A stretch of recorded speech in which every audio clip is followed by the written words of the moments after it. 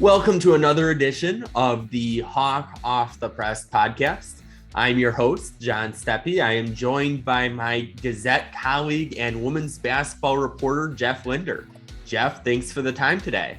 Yeah, thanks for having me on. I appreciate it. Well, it's an interesting week for Iowa women's basketball coming off the Cyhawk game yesterday. Iowa State 77, Iowa 70. You were there in Ames. What were your takeaways from that game? Well, first of all, you've got to be kind of, whether you're an Iowa fan or not, you've got to be kind of happy for the Jones girls that came from Iowa City High. They weren't recruited by Iowa. They both had double doubles last night for Iowa State, and that was certainly a big factor in the win. Ashley had 26 points, 11 rebounds, 12 and 11 for Aubrey Jones, who's really turned into a valuable part of Iowa State's attack.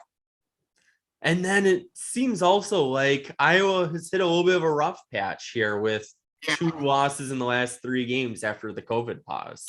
They haven't been the same since they came back from COVID. They were really clicking along. But on the other hand, the strength of schedule has improved a lot. Go to Duke, that's tough. Go to Hilton, that's tough. Michigan State was a nice win. They played really well in the third quarter and in the second half of that one against Michigan State. So, but there's definitely some work to be done, and it's on several levels right now.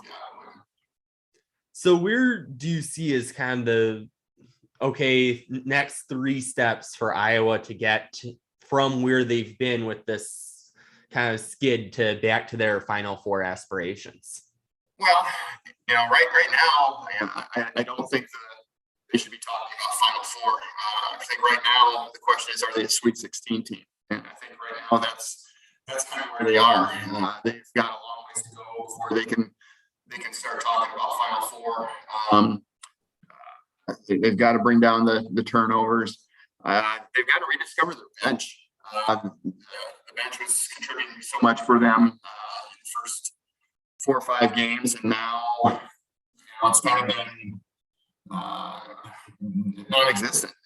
The bench had 4 points from Addison O'Grady last night. They didn't do much at Duke. They performed a little better against Michigan State, but I think a little bit of that was because the game was out of hand and there were some more minutes to be had. So that's one key thing. Turnovers are another one. Rebounding needs to be more consistent. And they've got to shoot a little better. Caitlin Clark, even her shooting numbers haven't been great. I think for last night, she shoots like 24% from 3-point range this season. That's got to get better. So there's there are a lot of things that need to be fixed. Hard to win games when you have 4 bench points in one game. Yeah, and that was something, the first 2 or 3 games that I thought was a real strength of this team was their depth. They could go 8, 9, 10 deep and not lose anything. But I don't know if there's a little bit more of a lack of confidence from the staff, or they're just not performing, or what. But the production isn't there, and a lot of that, the reason for that is because the minutes haven't been there.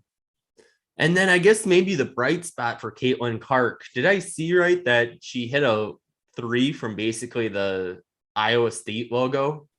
Yeah, probably. She does that. She does that a couple 3 times every game, and after you see it, it's kind of, that's Caitlin. But yeah, you never really the shock value of that never really goes away because she's got so much range. But on the other hand, 3 assists, 6 turnovers last night for her. So, and she was 10 for 26 from the field, and it certainly wasn't a perfect game. She had some flashes and she does a lot of showy things, but I think she'd be the first to say that she didn't play a perfect game last night either.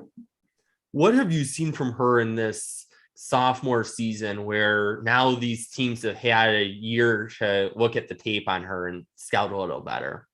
Well, I think she's kind of letting the game come to her a little bit more. Her rebounding's gotten better. She had 7 boards again last night. It's basically the same Caitlin we saw last year. She's flashy as heck. She's a little bit of Brett. She's got a little bit of Brett Favre in her. She's kind of got some gunslinger to her, and You're making the Packers fan here very happy with that comparison. But a lot of high risk, high reward stuff she does on the court. She doesn't, she's certainly a very dynamic player, and certainly deserving of All-American honors. But she still needs to rein some stuff in. She needs to rein in her emotions a little bit. But she's fantastic, and I was lucky to have her. And then the one bright spot here in this stretch since the COVID pause seemed to be the Lisa Bluder milestone there with win number 800 against Michigan State. Yeah, and I imagine she's probably glad that that's behind. I don't know if you'd say it was distraction, but it's something we've been writing about for 4 weeks, and now it's behind.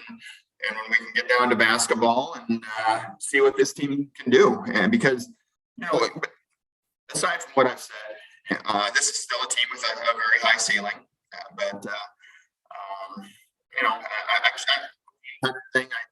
imagine that it's good to have that in the rearview mirror, and we won't have to worry about another number that ends in 0-0 for probably another 4 years. And then we'll be talking about 900 soon enough. I think she'll get there. Wow. Not too many coaches. Well, so few have hit the 800 threshold, let alone 900. Right. And it's a dwindling number. Is 1,000 possible? 8 years of 25 wins to get her to 1,000. That gets her 69, 70 years old. I don't see her stepping down anytime soon. She's got 2 3/4 more years with Caitlin Clark, so that's a lot of wins coming. So I don't know where she'll go. I would, if I was a betting man, I'd say she probably finishes somewhere between 9 and 950, but who knows? Well, I saw you put the Twitter poll out there too, and it seems like the fan base is kind of some more optimistic than others about that win total. Yeah, but that's what fan bases are for. That's a good point. What's the point of a fan base without having a bag there? Speaking of fan bases, my question is, and I'm not going to bring this up on Twitter, why is it that Iowa State women can get a student section of about 1,000 kids, and Iowa's women's basketball student section is basically non-existent and has been forever? Because that atmosphere last night at Hilton was terrific. I don't know if it's something about Hilton and their basketball, because maybe it's a little more of their basketball place, because football until Matt Campbell wasn't spectacular. So maybe that's some of it. I think maybe it's a little bit of the kind of overall, they're maybe a little more excited about women's basketball because of what it used to be and what it is now. But that's a good question. They're kind of parallel programs, because Iowa's always been good, and they've been a consistent 20-game winner for Bluder, and that, and maybe more under Vivian Stringer way back when. But even then, the student support just hasn't been there for women's basketball, and I really don't know why. Yeah, that's a good question, because you have everything on paper here to have a fill the student section raucous environment. You have one of the best players in college basketball with Caitlin Clark. She's really the only other person in the conversation with Paige Beckers. And it's an engaging team, and it really has been for Bluder. It's a group that I would think that a student body could get behind. And for whatever reason, it just hasn't happened there. Yeah, it's kind of a bizarre thing there. And, men's basketball seems to have a lot of empty seats too with the Illinois game. So it seems like basketball in general has just not had the great student environments that, say, football has had. Yeah, and maybe is it Carver? Is it just kind of, that's a place that's 40 years old now, and does that not lend itself to that? Because I know it's kind of that way with the men too. But on the other hand, Hilton's a 50-year-old Coliseum. So, there goes that excuse, I guess. Yeah, and like Purdue has certainly an Yeah. older facility too. And when I was there on Friday, that place was rocking. So it's an interesting thing. I think some places age a little better than other places, and that can be some of it too. Yeah. It's, to get to the floor at Carver, that's a long haul. That's a lot of steps. And there's only one way down to the floor at Carver, and unless you take the elevator, and they're not going to let the students take the elevators, but that's a lot of steps. Yeah, I don't think anyone else would have access to the elevators if they started doing that one. So right. It's always a competitive conference with the Big Ten women's basketball. Yeah. Do you see Iowa still being one of those top teams in the conference? Yeah, I think so. I think I still look at it the way I looked at it at the beginning of the season and even at the end of last season. It's a 4-team race. Maryland, Iowa, Indiana, Michigan. And, there's some, the spoiler teams. Ohio State is kind of a borderline top 25 team. Michigan State, although Iowa throttled them pretty good the other night, it's kind of in that boat as well. And Nebraska's 8-0. They haven't played anybody, but they're 8-0, maybe 9-0 now, and they're kind of an intriguing team right there. And there just aren't too many bad teams in the Big Ten. Illinois qualifies as far as that's concerned. Wisconsin has been down for quite a while, but I would say it's a 11-12 team league in which they're going to have to show up, especially on the road. Win it at Penn State or Purdue or Rutgers isn't going to be easy for Iowa. So, and they've got to protect home court. They've got to go 8-1 at worst. Well, the thing too is some of those Big Ten teams, it seemed like they were down, and then like a Penn State, for example, a couple of years ago, you'd kind of write that one off as an easy win, but they've been a lot more competitive in games lately. Yeah, it's a program that used to be very, very good, and Portland, a decade or two ago, and they're trying to kind of climb their way back up the ladder here a little bit. So, but like I said, there just aren't many W's that you can circle right away. Yeah. Now, what do you see as kind of was Iowa State, you think, still COVID kind of rebounding, or do you think it's going to take longer for them to kind of get out of that, or is it just the other issues with, as you're mentioning, the turnovers, the lack of bench contributions? Well, they didn't practice for about 10 to 12 days as a team, and that takes a toll. Mm-hmm. The 3 games that they didn't play, there's a lot of reps there, and that makes a difference. I could have written that off as the problem against Duke. I think that played a big factor, but they looked really good against Michigan State. So I don't think you can use COVID as an excuse as far as what happened yesterday. I think yesterday Iowa State was just better. Wow. And you historically would not have said that about Iowa State many years. Well, like I said, they're comparable programs, and Iowa doesn't win at Hilton very often. They won at Hilton the last 2 times, but before that, it had been 25 years before Iowa had won at Hilton. So, it traditionally has been a rivalry in which home team rules. That changed a little bit the last couple times at Hilton, but I think this was kind of more traditional the way things go. And then on a scale of 1 to 10, how concerned do you think fans should be with this recent kind of skid? 10 being hairs on fire. Yes. Running around screaming in circles. It's going to be fine. This is still a team that ought to win 20 games, even without the 3 games lost to COVID. I had them at 24-5 at the beginning of the season. So now you take those 3 away, 21-5. I didn't think they would lose to both Duke and Iowa State. So I still think they're a 20-6, 19-7 kind of team, maybe 21-5. Do you think good enough to host first two rounds of NCAA tournament? If they get to that point, yeah. If they're a team that goes 14-4 in the Big Ten, yeah, they'll be, probably no worse than a 3 seed. Yeah, it wouldn't be too bad. I think most fans would take that. Yeah. Because if they get to that point, they'll have some good wins. They play, I think they play all the other 3 contenders at home. So, and I think they play. I don't think they go to Maryland. I don't have the schedule in front of me, but I think they play the other 2 on the road. I think they play 2 out of 3 on the road. So, the key is to hold serve at home. Beat all the teams that you should beat on the road, maybe just stumble once or twice and, let the other ones kind of fall where they may.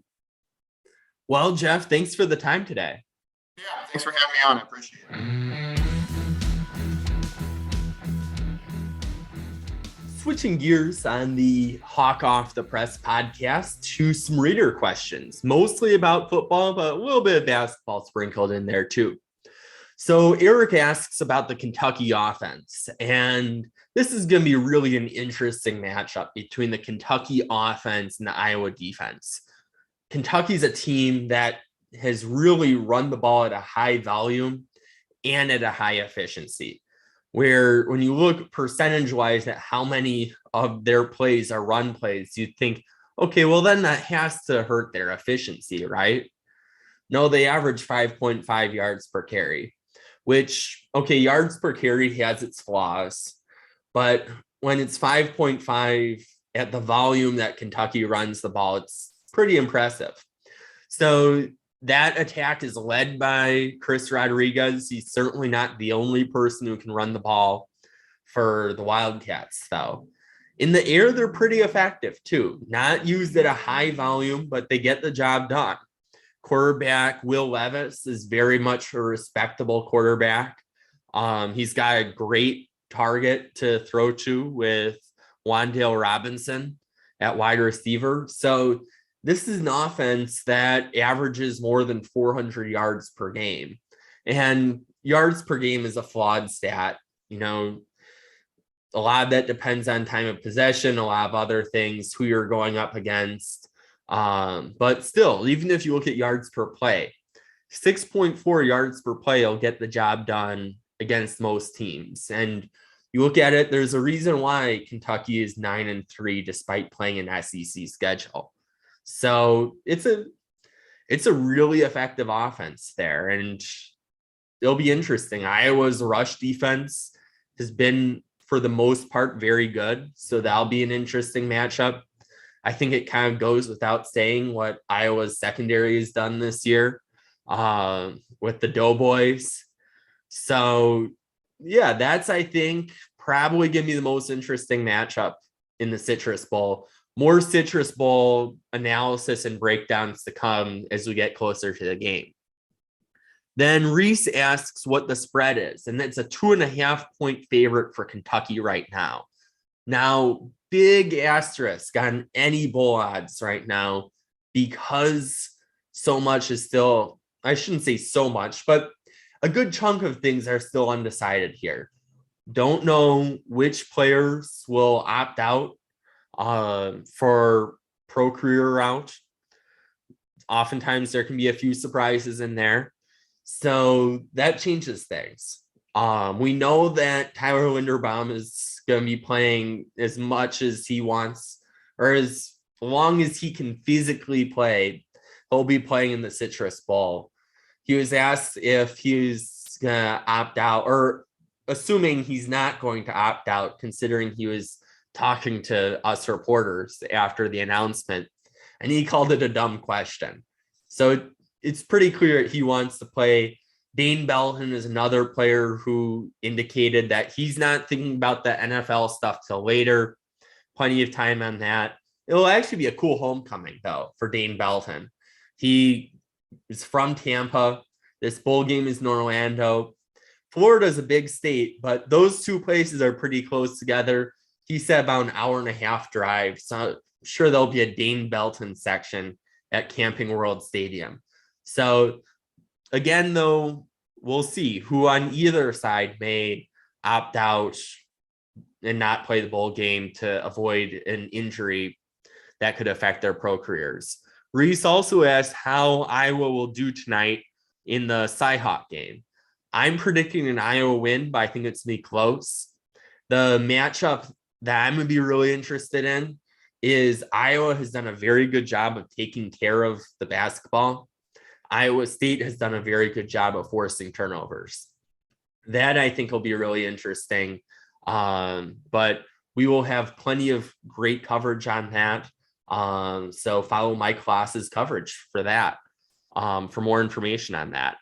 Then Matt asks about the ticket interest in the Citrus Bowl after a Big Ten championship game where people may have spent a lot of money. And we don't know too much about ticket numbers yet. It's still pretty early. It's still kind of in that priority groups are having tickets right now. So we'll see on what exactly those numbers are. There are some indicators, though, that we can see that indicate a lot of positive interest. And one of them, as my colleague Vanessa Miller on the news side reported, a Cedar Rapids-based travel agency sold out its 240-seat charter flight down to Orlando in 24 hours. So there are some people who are eager to get down to the game. Now, it's hard to make too much in terms of adjustments on that, but most people probably are just going to Travelocity or Expedia to book their travel. So we'll see sooner or later what exactly the ticket interest will be like. One thing that helps Iowa's case is they haven't played in the Citrus Bowl a long time. Last time was the Capital One Bowl. I believe that was 2005 against LSU. So it's been a while, and it's a new destination. People like to spend cold weather season in warm places like Orlando. There's a lot of stuff to do, even if you aren't a Disney fan. So that obviously helps Iowa's chances there. And somebody can watch, maybe if they're a split couple or something between Iowa and Iowa State, you can satisfy both people in a couple by going to the Cheez-It Bowl 3 days earlier in the very same stadium as Iowa State plays Clemson, and then stick around for the Iowa-Kentucky game. So that's, though, still a lot of speculation at this point as to ticket interest. One thing, too, where I think a lot of questions are looming is after the commitment of Xavier Nwankpa to the Hawkeyes. That happened yesterday. For people who don't know, 5-star recruit out of 5 stars, obviously, from Southeast Polk, top safety in the whole 2022 recruiting class, 2022. So he will be eligible to play the next time after the bowl game that Iowa plays. And he's going to be enrolling early. That's the route that Connor Colby took. Worked out for him, considering he was playing high school football last fall for Cedar Rapids Kennedy and now is playing Big Ten football starting. It's the route that Keegan Johnson and Arlen Bruce took at wide receiver. I'd say that worked out for both of them too. Both of them getting a lot of opportunities. And this is a big deal for Iowa. Granted, there's the whole kind of cliche that you don't hang up recruiting banners. There's no banner saying, wow, we had 5-star recruits in this recruiting class. Well, Iowa hasn't had 5-star recruits in their recruiting class. But even if they did, you don't see those banners go up. In the long run, recruiting is not an exact science. As Tom Kakert and I were talking about in the last Hawk Off the Press podcast. So you still have to play the games, but certainly a player that brings a lot of excitement to a position area that already has a lot of excitement with that secondary, with the Doughboys. So Xavier has a belief that he can compete right away for starting time. So it might not be long before we see how much does that 5 stars translate into 5 interceptions plus early on in the season. So it's a big deal though for Iowa. It sends a statement that Iowa can still recruit and beat out the kind of juggernauts, the blue bloods, whatever your favorite term is for them, the Ohio States, the Notre Dames that they beat just yesterday. So it will be an interesting storyline to follow in the coming years. But that will do it for this episode of the Hawk Off the Press podcast. Thanks again for tuning in. I will be back with another episode next week, so you're still stuck with me a little bit before Christmas. Until then, I will talk Hawks later.